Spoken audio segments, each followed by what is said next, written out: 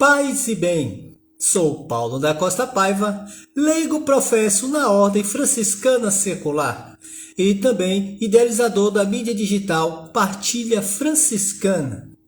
Essa mídia você pode encontrar aqui no Instagram, como também no Facebook, com a nossa página, com o nosso grupo. Também temos um canal no YouTube e o nosso blog, Partilha Franciscana. Coloque no Google que você logo encontra. Se você busca beber um pouco da mística franciscana, mais precisamente da Ordem Terceira Franciscana Secular, procure a mídia digital Partilha Franciscana. E como já é de costume, essa acolhida franciscana que estamos fazendo diariamente aqui pela essa live, falando sobre a história de nosso pai fundador, pai seráfico das três ordens, São Francisco de Assis. Estamos contando a sua biografia segundo Tomás de Celano. Ontem concluímos um dos capítulos, o 16, e vamos para o capítulo 17. Então vamos lá? Em nome do Pai, do Filho e do Espírito Santo. Amém. O título é o seguinte: Como o bem-aventurado Francisco ensinou os irmãos a rezar e da obediência e simplicidade dos frades. Rogaram-lhe os frades nesse tempo que o ensinasse a rezar, porque vivendo na simplicidade do espírito ainda não conhecia o ofício eclesiástico. Respondeu-lhes: Quando orardes, dizei, Pai nosso, e nós vos adoramos, ó Cristo, com toda a vossa igreja, que estão pelo mundo inteiro, e vos bendizemos porque por vossa Santa Cruz remiste o mundo. Os discípulos do piedoso mestre, os frades, procuravam observar tudo com maior diligência, porque tratavam de cumprir com exatidão não só o que o bem-aventurado pai Francisco lhe dizia quando dava conselho ou ordem, mas até o que ele estava pensando ou planejando, se conseguissem saber o que era. Dizia-lhe também o Santo Pai que a verdadeira obediência devia ser até descoberta antes de manifestada ou desejada, antes de imposta. Isto é, se o irmão que é súdito não só ouvia a voz, mas até percebia a vontade do seu superior, deve tratar de obedecer imediatamente e de fazer o que, por alguns indícios, adivinhou o que ele quer. Em qualquer lugar onde houvesse uma igreja, mesmo que não estivessem presentes, contanto que o pudessem ver de longe, prostravam-se por terra na sua direção, inclinando-se de corpo e alma, adorar o Todo-Poderoso, dizendo: Nós vos adoramos, ó Cristo, em toda a vossa igreja, como lhe ensinaram o Santo Pai. E que não é o menos, para se admirar. Fazer a mesma onde quer que visse uma cruz ou um seu sinal, no chão, numa parede, na árvore ou nas cercas do caminho. A gente observa que os irmãozinhos, na época dos primórdios da fraternidade franciscana, a referência que eles tinham do próprio Cristo era na pessoa de Francisco. Então eles eram muito zelosos na sua observação, muito rigorosos em observar e de estar disponível a obedecer suas ordens. Porque viam na pessoa de Francisco a pessoa de Cristo, né? A sua orientação era importantíssima para a sua convivência e amadurecimento na caminhada. E aprenderam muito com Francisco na questão das orações, como também no zelo com as coisas sagradas. Se visse de longe uma igreja ou algo que representasse a cruz, eles já se prostravam. E tudo que era divino ou sagrado, eles já se prostravam por grande zelo e amor a tudo que era sagrado, a tudo que era reflexo do divino. A tal ponto tinha se enchido de simplicidade, aprendido a inocência e conseguido a pureza de coração, que detestavam toda a falsidade, e como tinham a mesma fé, tinham também o mesmo espírito, uma só vontade e um só amor. Era sempre coerente, procediam de acordo, cultivavam as virtudes, procuravam ter a mesma opinião e ser igualmente generosos no que faziam. Aqui falava: boa noite, Souza, Sérgio Manuel, paz e bem. Aqui eles falam que aquela questão que tem no Atos dos Apóstolos, eles buscavam ser um só corpo, uma só alma, um só coração. Eles aspiravam e respiravam tudo aquilo em comunhão, em unidade com o Pai e com o Divino. E era nessa fraternidade que eles se contagiavam e se fortaleciam na sua espiritualidade, nessa mística franciscana.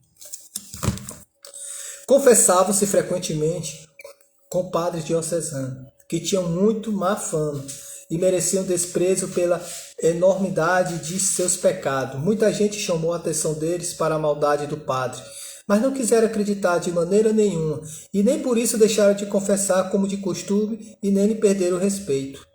Uma vez esse ou um outro sacerdote disse a um dos frades: irmão, não sejam hipócritas. O frade, por ser a palavra de um sacerdote, logo ficou pensando que era mesmo um hipócrita. Lamentavam por isso dia e noite, muito penalizavam. Perguntaram então os frades por que estava tão triste, de onde vinha esse abatimento incomum. E ele respondeu: um padre me disse que sou hipócrita, e isso me doeu tanto que nem consigo pensar em outra coisa.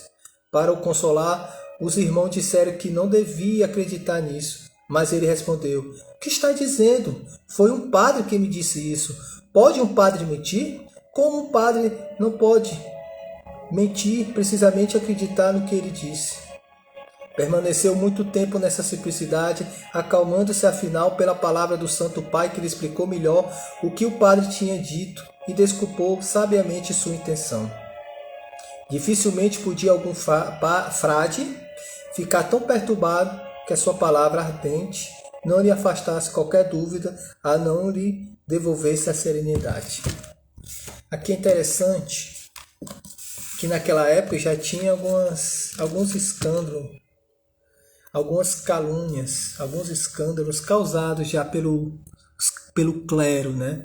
Mais precisamente por alguns padres da região, os padres diocesanos, que não eram padres religiosos, eram padres seculares, que não tinham uma boa fama pelo seu testemunho de vida. Hoje, infelizmente, a gente ainda encontra alguns escândalos causados por alguns sacerdotes. Então, deixa eu explicar primeiro uma coisa. Existem os sacerdotes religiosos, os padres religiosos, e existem os padres diocesanos, que são padres seculares. Eles não necessariamente vivem em fraternidade, dentro de um convento, dentro de um mosteiro.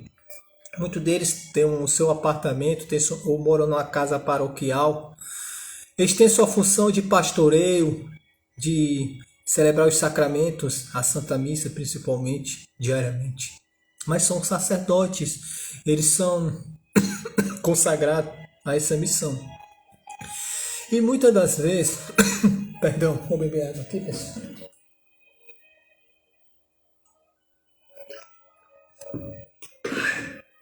Garganta muito seca.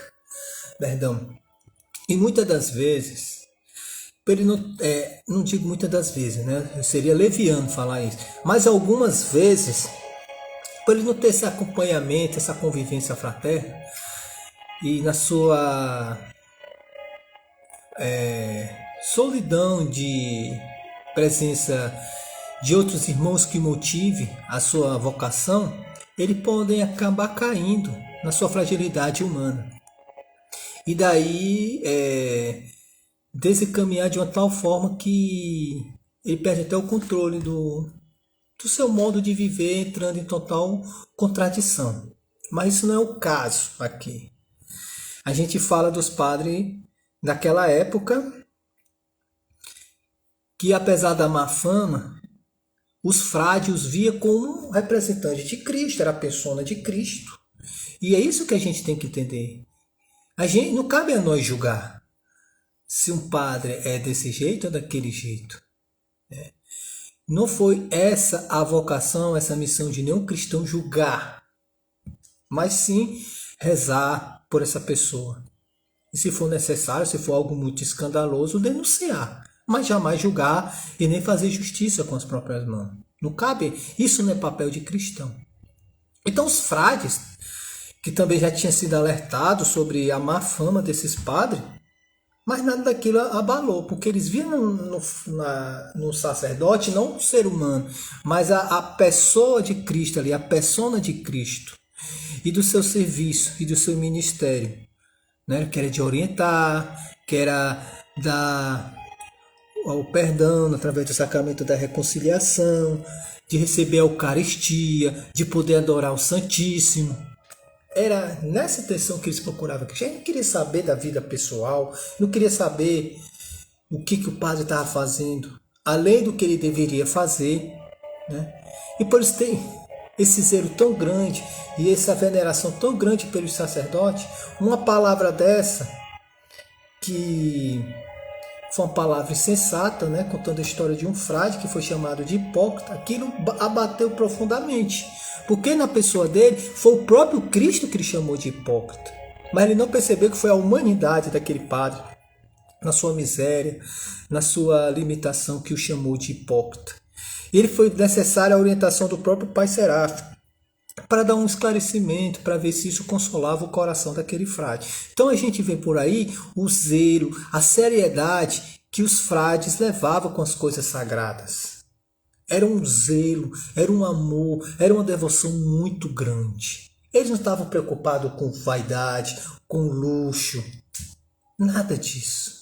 Eles queriam amar de forma intensa, uma doação completa a Deus e à missão, de serem verdadeiros andarilhos de Cristo, de cidade em cidade, porta em porta, mesmo que para isso se eles fossem incompreendidos, fossem maltratados, até agredidos.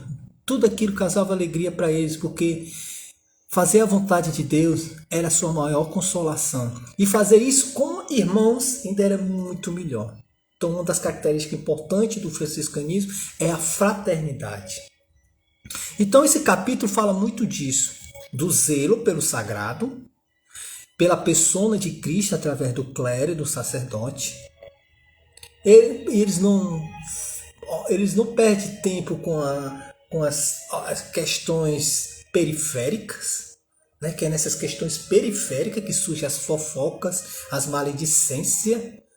Eles estavam focados somente em Cristo, somente em Cristo, através da missão ou através do serviço do sacerdote, na qual eles se utilizavam muito da confissão e para receber a Eucaristia, principalmente. Então, com o live de hoje, a gente busca trazer isso para a gente também. O zelo pelas coisas sagradas, focar somente naquilo e não observar e perder tempo com as coisas periféricas. Primeiro, porque não cabe a nós julgar e comentar isso pelos corredores e esquinas. Isso se chama fofoca. Fofoca não combina com cristão, isso é contradição e uma das grandes mazelas que infelizmente existe na igreja. O que cabe a nós é fazer a nossa parte, é lançar semente pelos caminhos, sem querer nada em troca, a não ser a felicidade do outro, ao anunciar o Cristo sendo luz para o mundo e sal para a terra. Amém? E como é de costume, tem aquela exortação, oração, louvação do nosso Pai Seráfico Francisco. E hoje, deixa eu ver, é que eu não queria repetir o da semana. Tá entendendo? Vamos lá. Cântico do Irmão Sol. Então vamos lá. Eu vou rezar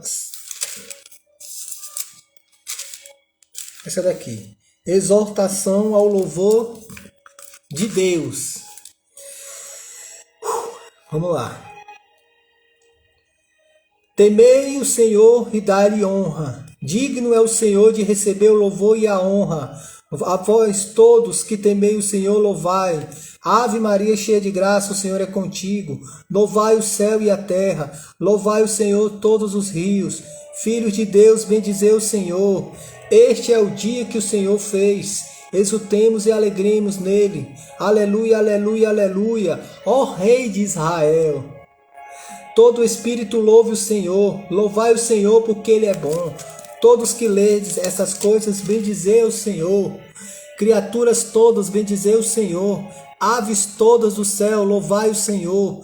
Todas as crianças, louvai o Senhor. Jovens e virgens, louvai o Senhor. Digno é o Cordeiro imolado de receber louvor, glória e honra.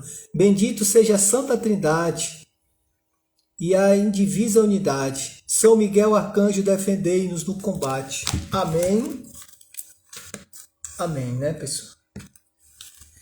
E para finalizar, por intercessão da nossa mãezinha, advogada da família franciscana, reconhecida pelo nosso próprio Pai seráfico, juntos rezemos essa Ave Maria. Ave Maria, cheia de graça, o Senhor é convosco, bendita sois vós entre as mulheres, bendito é o fruto do vosso ventre, Jesus. Santa Maria, Mãe de Deus, rogai por nós, pecadores, agora e na hora de nossa morte. Amém. Estaremos sempre reunidos, em nome de Deus que é Pai, Filho e Espírito Santo. Amém. São Francisco, Pai seráfico, rogai por nós. Amém.